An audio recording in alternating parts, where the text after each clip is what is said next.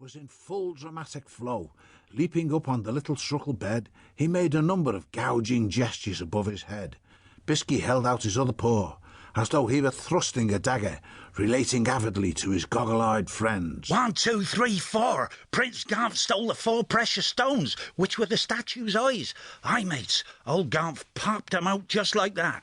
Robbed the eyes from the great Doomwyte idol.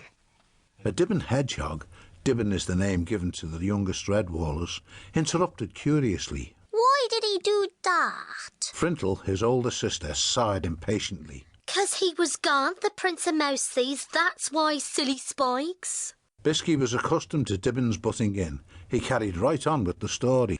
Well, there was all manner of horrible vermin chasing after Garth, but he just laughed, ha ha, and he escaped them easily. What biscuit, doodly white Eiffel? Bisky looked down at the tiny mole, who had poked his head out from beneath the bed. Moles speak with a curious accent, but Redwallers can always understand them. The young mouse smiled. It's the great Doomwyte idol, a big statue with 4 eyes. They're actually precious stones. That's why Garth, the Prince of Mouse Thieves, stole them. The mole Dibbon, who was called Duggery, nodded solemnly. 4 eyes, eh? But where did the gunfin take he hide those eyes to? Bisky spread his paws wide. Right here to Redwall Abbey he brought them. Duggery thought about this before asking. Then where be's they? The young mouse explained patiently. No beast knows where the eyes of the great Doomwyte idol are, 'cause Garth hid them. The little hogmaid Frintle posed a question. And I don't suppose you know where they are? The storyteller shook his head. No, 'cause they're in a very secret place, but someday I'll find them. Just see if I don't. A young squirrel, Dwink, who was the same age as Bisky, chortled scornfully. Yeah, what a load of old pies, Woggle. You made it all up, big fibber-faced Bisky. He held a pillow which caught the young mouse in the face. Bisky flung it back but missed. 'Tisn't pie, Swoggle. Someone has told me it was true. Dibbons liked nothing better than a pillow fight at bedtime. In the wink of an eye, the dormitory was transformed into a noisy battleground. Babes and young ones squealed with merriment as they flung and swung pillows at each other. Outside, on the window ledge, the magpie Griv had heard everything. Regardless of the storm-swept night, she flew off, headed for a place where her information might prove profitable. Griv, like most magpies, always had an eye to the main chance. Back at the dormitory, the pillow fight was at its height, as was the noise.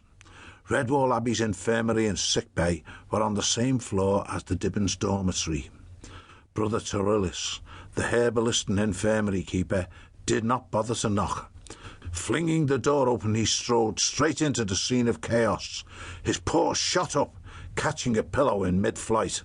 A hush fell over the entire chamber, broken only by a vole babe falling from the top of a wardrobe onto a bed where he lay at rigid attention. A few small feathers and wisps of pillow stuffing drifted silently to the floor as every young eye became fixed upon the tall, saturnine figure of the squirrel herbalist.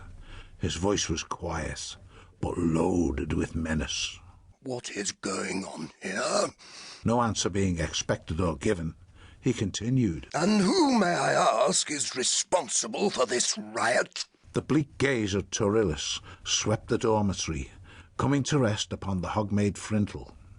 She could no more resist Torillis's stare than a baby chick confronted by a hunting serpent. Frintle's chubby paw shot forth, pointing at Bisky. Words bubbled forth unbidden from her. 'Twas him, brother, a-telling of fibby stories. He's the one what started it. Honestly, brother. The infirmary keeper turned swiftly on the culprit. I might have known. You, as one of the older dormitory creatures, ought to know better. You should be setting an example instead of behaving like a mad beast. Bisky bit his lip at the injustice of it. Twink was the one who had started the pillow fight. He tried to explain. But, bruh... Torillis's harsh tone cut across his words sharply. Silence! Not another word, you young savage. Directly after breakfast tomorrow, you will appear on Abbott's report. Bisky knew there was no point.